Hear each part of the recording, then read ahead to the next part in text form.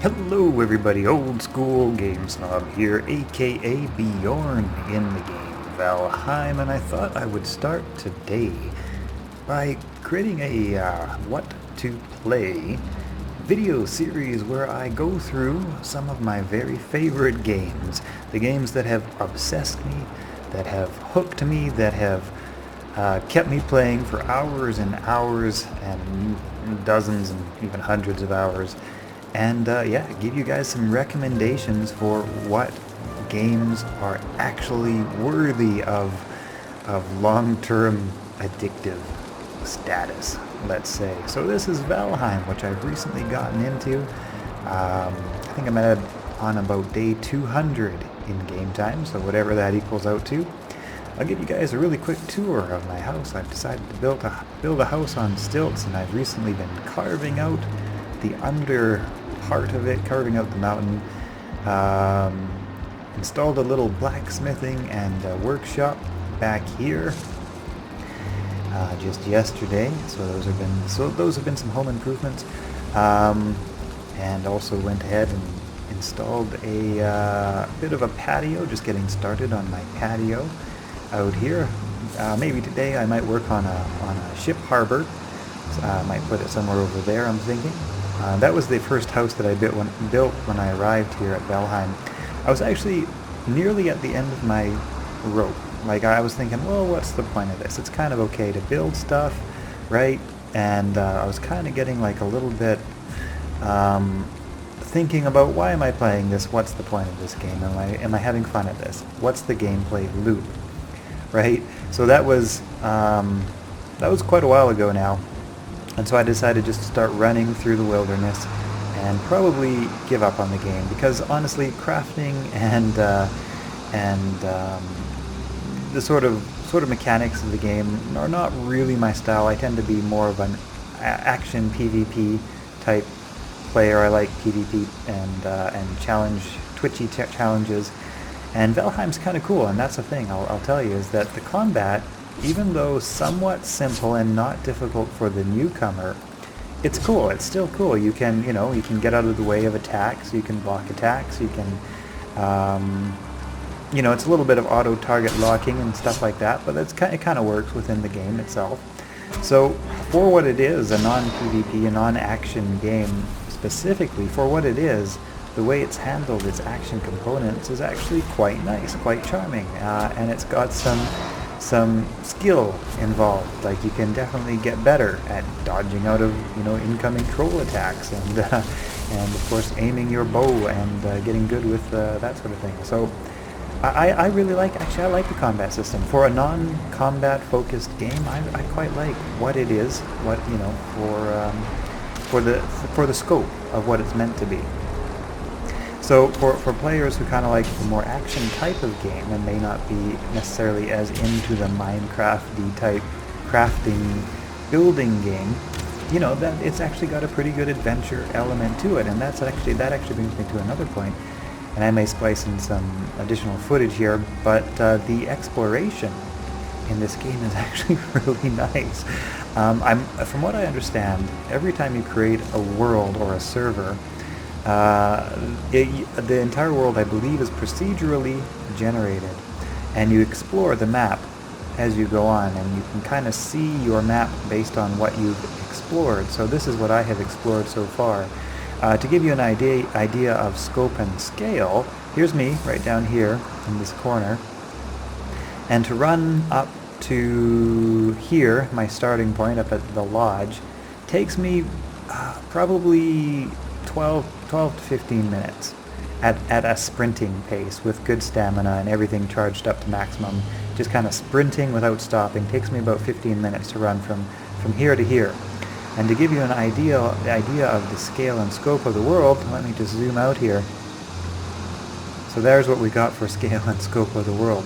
So if it takes me about 15 minutes to sprint from here to here, the actual size and scale and scope of the entire world, and I don't know if it goes on beyond these edges, probably not. I don't think it does.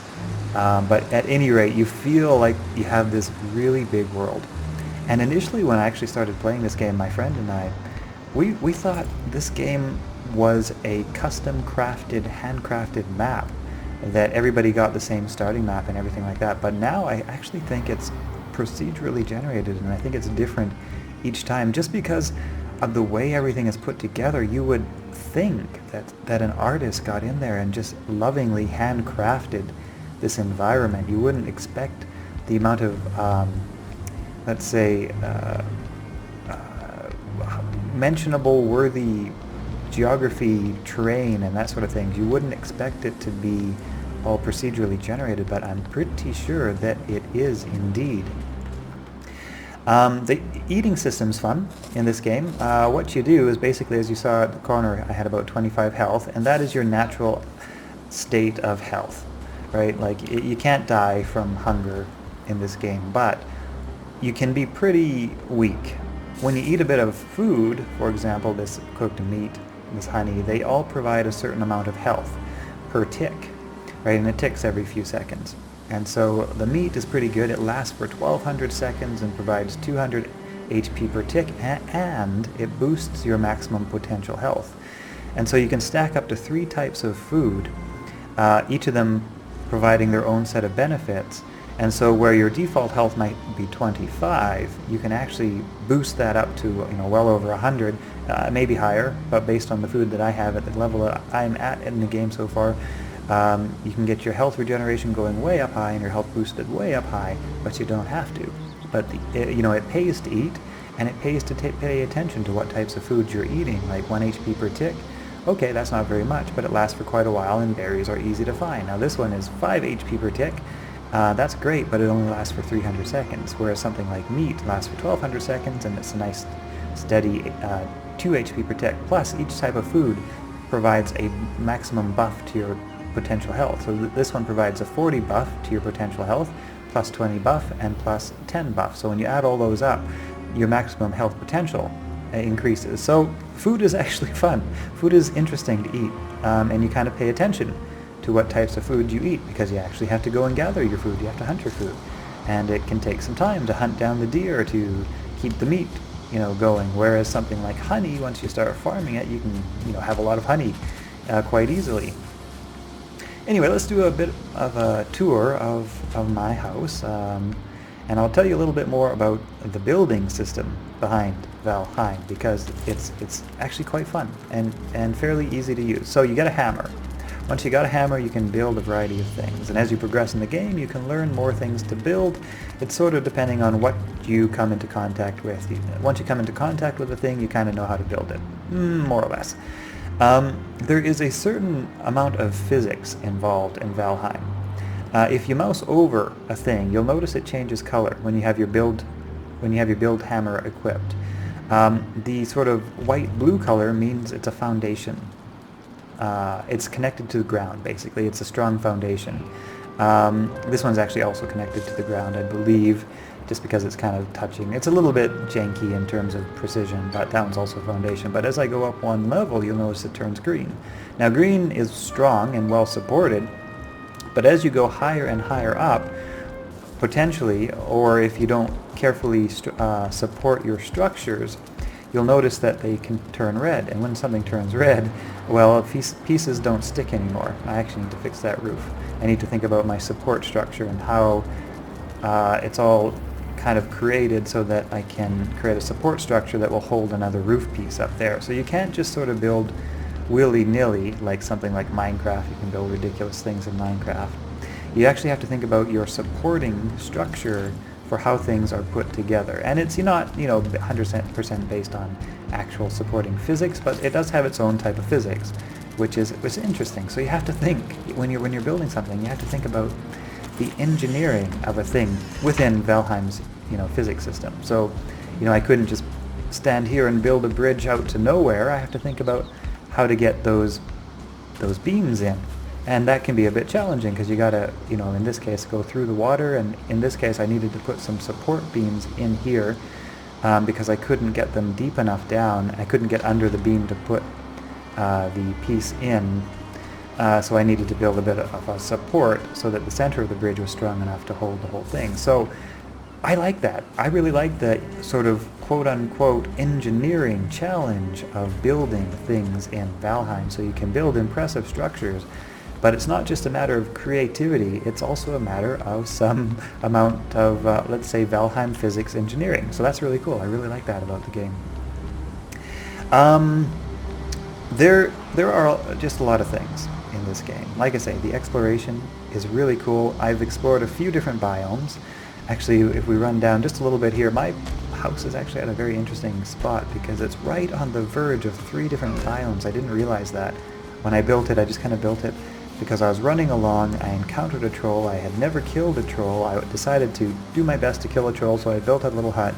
I rested up, recovered, got myself into the best possible sort of health scenario, and there are some deer inside my fence. That's so strange. I don't know how they got in there. I've never seen deer inside my little fenced area. Oh, you can also do a bit of like animal taming, and I'm not too sure to what degree yet. I'm still working on that.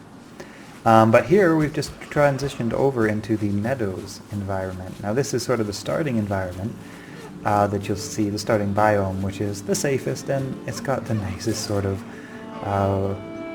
relaxing quality to it. As you cross over into a different biome, the dark forest, for example, things get a little more dangerous, a little more foreboding, but there are additional resources in the dark forest biome that aren't necessarily available in the meadows biome. So there's a few different biomes. I've seen a snowy biome. I haven't been able to explore it yet.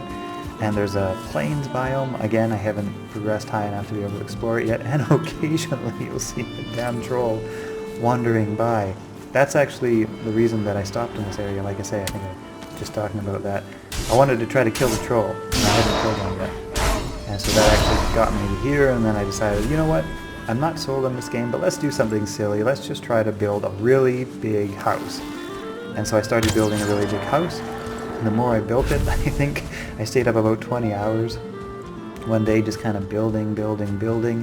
And by the end of that, I think I was hooked. Like the game kept kind of reeling me in a little bit, kind of catch and release, right? Reeling me in and then kind of letting me go. It's like, do I like this? I'm not sure. Do I like this? Yes, I do. Maybe not. What am I doing? Right? So I went through a bit of this for the first 10 to 20 hours of gameplay of, do I like this? Yeah, I think I really do. It's like, oh, then again, it's getting a bit repetitive. Do I actually like this? And so I went through a bit of this. And I got to the point where I was about to quit, and then I came across this troll and decided, what the hell, let's just try to kill him. And I did, and that was, cool to kill him. And I was like, okay, well, what are we going to do? I don't know, there's tons of trees here. Let's just clear the whole damn forest. And I started chopping everything down. It's like, this is fun. I'm clear-cutting the forest with reckless abandon. And then it's like, okay, let's build a ridiculously large structure. I'm sure people have built bigger than this, but it's like, for me, this is a nice big structure. So let's build a big structure, I thought. And I ended up just obsessing over the details and the engineering of actually getting it big enough.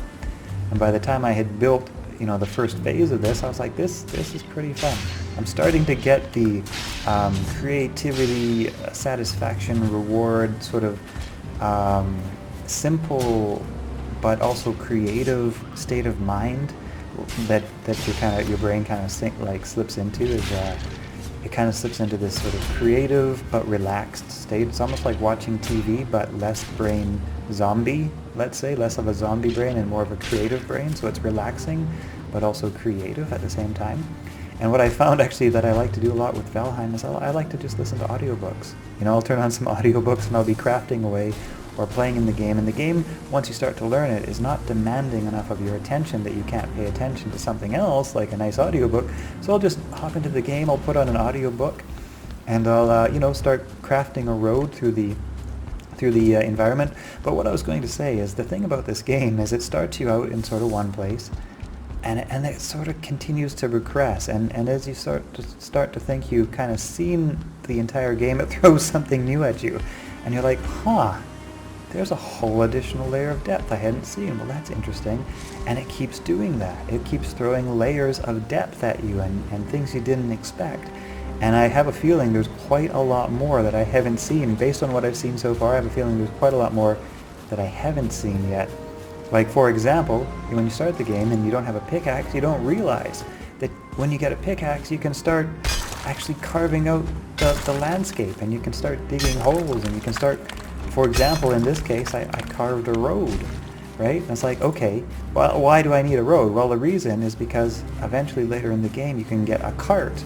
And in order to pull your cart, well, it can be kind of challenging over rough hills like this. Like I couldn't really get a cart up here very easily, if at all. And the more you're pulling, the heavier your cart seems to get.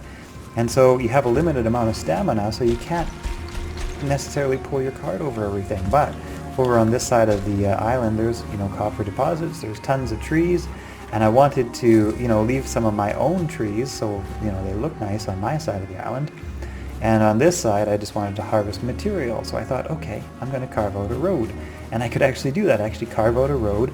It took about 4 or 5 hours to carve out this road. I ended up carving it from this little blacksmith shop that I had kind of popped up in order to harvest materials and minerals. But the thing is, you can't easily transport back heavy ore, right? Like you can only carry a little bit at a time. So it actually becomes viable and useful. It's not just an aesthetic thing, I think is what I'm trying to say. To carve out a road, it actually has a practical value within the game, because now I can pull my little cart along, load it up with trees, load it up with copper when I find a copper deposit. And it does seem like things like trees and copper are finite resources. You can chop them down. And I think they will grow back. You can certainly plant trees to grow back. I don't know how long that takes to do, but you can do that. In terms of copper deposits, I'm not sure if they will ever come back. I don't think so. I'm pretty sure not. So I found a few copper mines, and I've actually kind of, mined out this section. And like I say, it's pretty accessible, easy to reach my road. And then I pull my little cart back, and I, make a pretty good haul of it with everything. But yeah, it probably took me a good 4 or 5 hours to carve out this road. But now that I have this road, I'm able to more easily gather trees, and I'm able to more easily gather metal and various other things that are otherwise heavy to carry, and you have to make so many trips back. So I just really like that, number one, you can modify the landscape, right? You can dig little caves, you can carve out, like I could carve a path through that mountain if I wanted to, right? Like I could. I actually ended up filling up some of this. There was a stream running through here, as you can kind of see, and I ended up filling up some of it because I couldn't pull the cart through the water. So I had to fill up some of that stream, and so I was presented with all these little engineering challenges along the way about how to make this whole thing actually a feasible road. So now, at this point, I've kind of mined out a lot of the metal on this particular island, and so I'm thinking about potentially building a super road that goes all the way up to where I found like just these massive deposits of so much copper.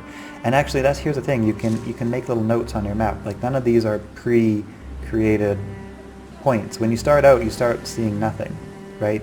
And what you explore is what you see in terms of geography. So I've actually had to run physically to all of these locations to get a feel for where the water is, where the trees are, where here's the a frosty mountain right here, so I can't get there yet because it's all too cold. I'm not sure how to stay warm, other than building fireplaces. But I tried that. I built some fires into the mountain, and then I got absolutely murdered by like a wolf. Yeah, I haven't gone back there since yet. But now I'm thinking about building like this highway all the way from my castle up to some of these copper deposits, which I've scouted, and that's actually a thing in Valheim too, which is really cool.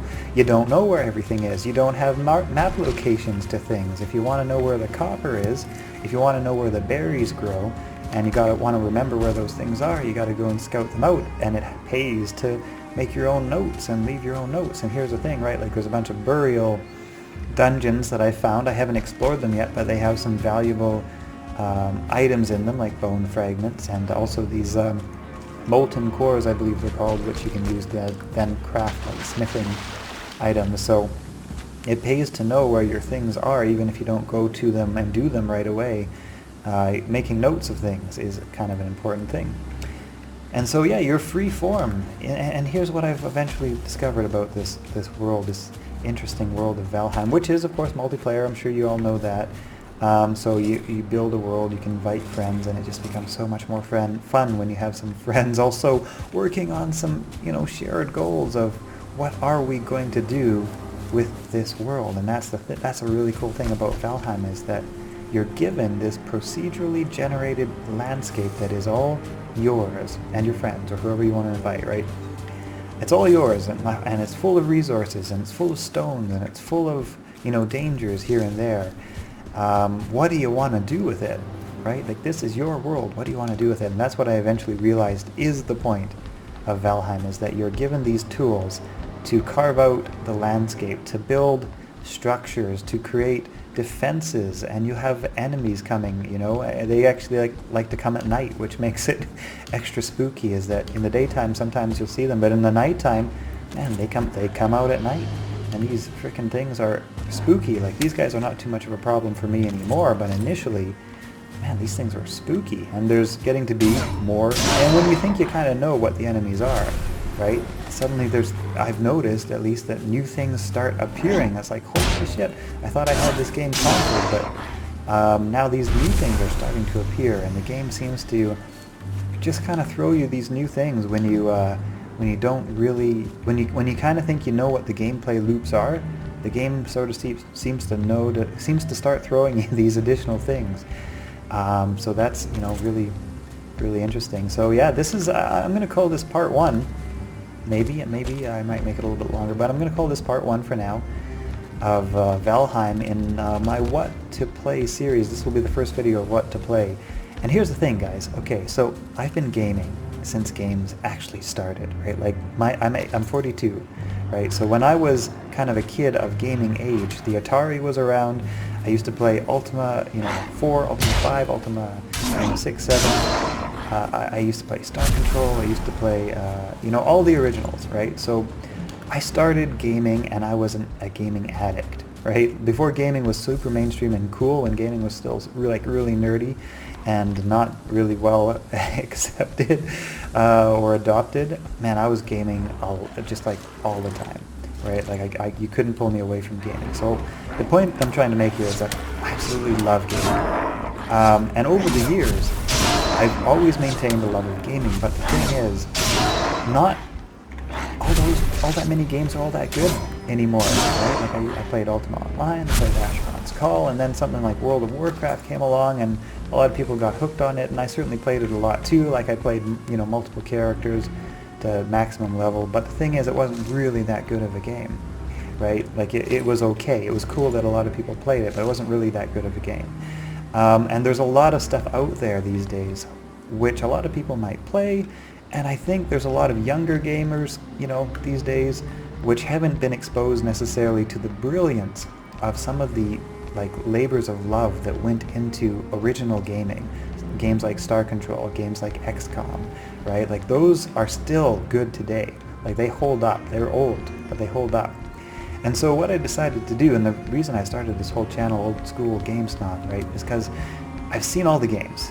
I have a discerning opinion of games, and if you check out my Steam library, man oh man, it's not for lack of trying new games. Like, I have a Steam library of probably hundreds of games, big, and most of them I have barely touched. Not for lack of wanting to find a game. I will spend more time looking for a game. Sometimes I can spend all day looking for a game, trying out, half a dozen games, and honestly, like, just seeing the same sort of copy, paste, clone programming without any originality to the type of game that's actually being made. Like, being made by companies that want to make money, but don't care about gaming. Right? Like Diablo 2. That was a company that cared about gaming. Man. I mean, you play Diablo 2 compared to Diablo 3, you will feel like the nuance of just how that game feels to play, all the details of it, the statistics. Like, people who care about gaming made Diablo 2. People who wanted to make a lot of money and had a big company made Diablo 3, right? Off topic, I'm super excited about Diablo 2 Remastered, which is coming up soon. So here's the thing. I decided I'd make a series called What to Play, or no, rather, it's called You Should Play This, right? So games like Bannerlord 2 I've been playing a lot of. Any game that has managed to hold my attention for hundreds of hours is a game that I'm going to review, talk about, and include in my list of You Should Play. And it's only going to include games that I think you should play. And like I said, I'm going to be trying a lot of games and playing a lot of games and giving some of them their fair shake if it's deserving. But if you see it on You Should Play, in my series You Should Play, then that means that this game has got something that, at least in my opinion, and like I say, I'm an old school gamer who loves games and has seen a lot of games and has, at this point, what I kind of consider to be a very scrutinizing and sort of fine appreciation for what makes a game worthy, you know, of creating that sort of addictive quality, right?